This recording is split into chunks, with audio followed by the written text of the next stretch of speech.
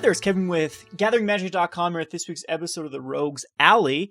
Big shout out to Marcello for donating some Golgari Grave-Trolls so that we can actually play this deck. Versions of this deck have been finishing 5-0 for about a week or two now on MTGO with the Golgari Grave-Troll Vengevine shell with the Prized Amalgam. And I thought I'd give this a whirl. I've, of course, put a little bit of a spin on the deck. I don't think it's possible for me to make a deck without messing with the deck list.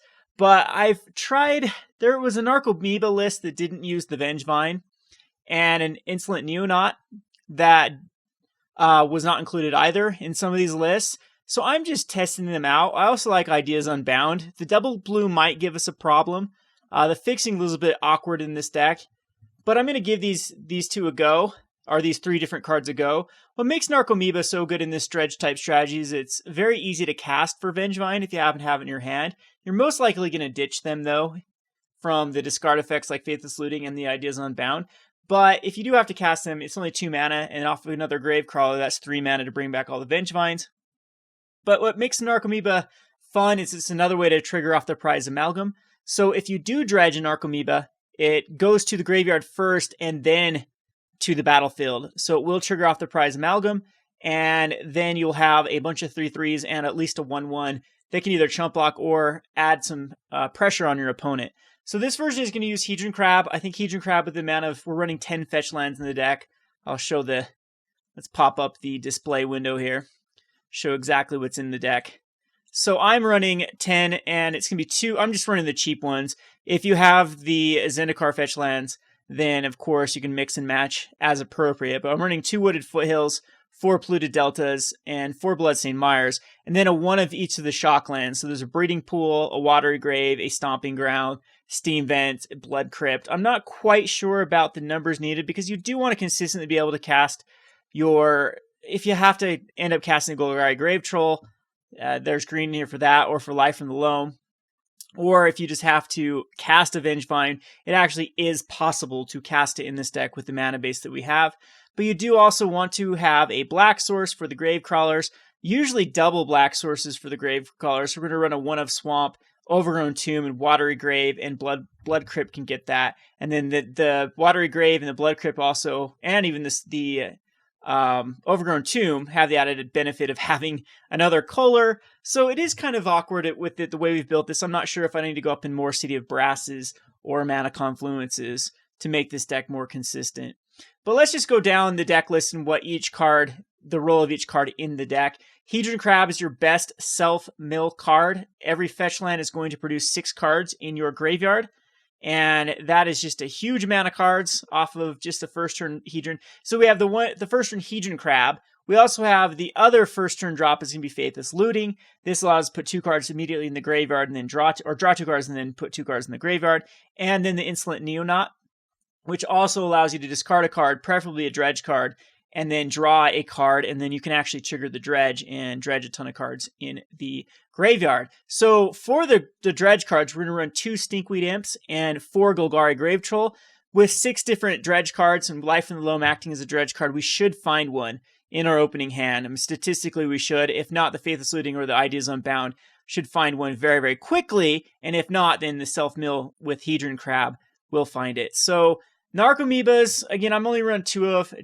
I think that 4 in this deck, you don't really rely on Narcomoeba the way that Legacy relies on Narcomoeba to use the Dread Return. It's their sack cards. Narcomoeba is just going to be something I'm going to try to see if it's worthwhile for the Prized Amalgam. Then we have the Stitchwing Skaab, which... For 2 mana, you can discard 2 cards and return it from your graveyard to the battlefield tapped. It's another way to get our Dredge cards in the graveyard. It's also another way to trigger off the Prized Amalgam. So we just want a 1 of. You don't want to see more than 1 of these per game.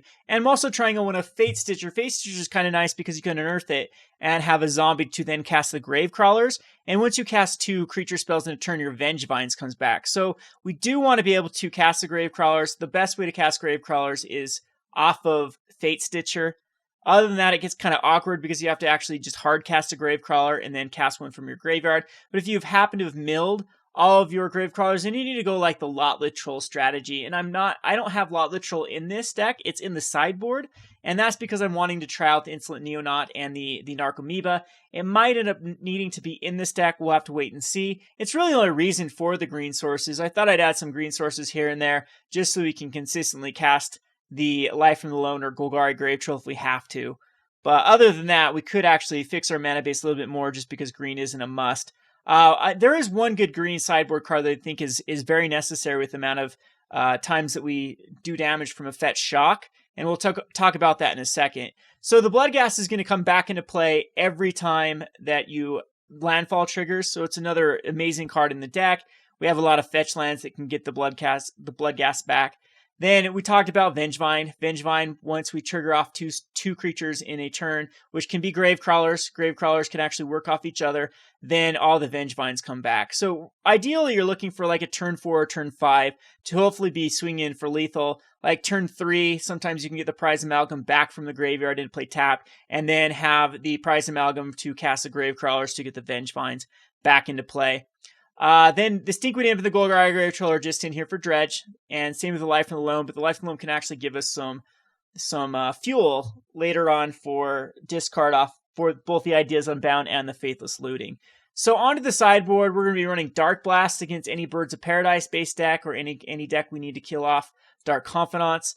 Gnaw the Bone will come in versus Burn. I'm thinking Lotleth Trolls are going to come back in versus decks that are vulnerable to Lotleth Troll, so anything that doesn't have a very good like Path to Exile effect. I think I'll bring Lotleth Troll in versus Jund. It seems to be a pretty good card to block the Goyfs and can become miserable. You can get this card big enough and then have the regeneration effect. Other than Terminate, I believe Terminate says it cannot be regenerated, so there is that. So Ancient Grudge will come in versus Affinity. This will also be a nice little way to get rid of relics. Relics a lot of times will already have their value, but you can actually get a relic that's been they're tapped out and don't have a mana to sacrifice it to actually destroy it. And then once the relic is destroyed, then you can continue to dredge. Ray of Revelation plays a very similar role. The only way we can hard cast this is with the Mana Confluence. But we can easily flash back this, and we only need to destroy the Rest in Peace. But I guess now that I'm looking at it, the Rest in Peace is kind of awkward. The only way I guess that we could destroy. Yeah, so we're gonna get rid of Ray of Relations here and put in Nature's Claim. I think Nature's Claim is a lot better for. It can actually kill some more artifacts and can kill off those pesky Rest in Peace. It's not the best route. If they cast Rest in Peace, it's going to be very hard for us to come back from. The Izzet Charms are going to just be a counter spell, so any deck that is vulnerable to a non-creature spell being countered. Izzet Charm can also do 2 damage to a creature. That's relevant, but it's going to be a counter spell that can also draw 2 cards and discard 2 cards. So I think Ideas Unbound is a little bit more powerful in the deck, mainboarded, but if we need to go Izzet Charm, we definitely can go that route from the sideboard. So again, this isn't quite a fine-tuned deck. This is just me messing around with cards that I think deserve a bit of a showing in this deck. But the focus is going to be on Prized Amalgam, the new card out of Shadows over Innistrad, and we'll give this a go, see how well it does in the metagame. I'm thinking it's going to do very good against Grixis and Jund. Jund does run a ton of Scavenging Oozes. I guess that's another reason for the Izzet Charm in the sideboard. Scavenging Oozes is definitely our public enemy number 1 because it does a great job of exiling a ton of cards out of our graveyard. So let's go and queue this up in a modern league. And we'll play 4 matchups on Gathering Magic, and I'll play 1 more on my channel at Rogue Deck Builder. So be looking for that, and thanks for watching.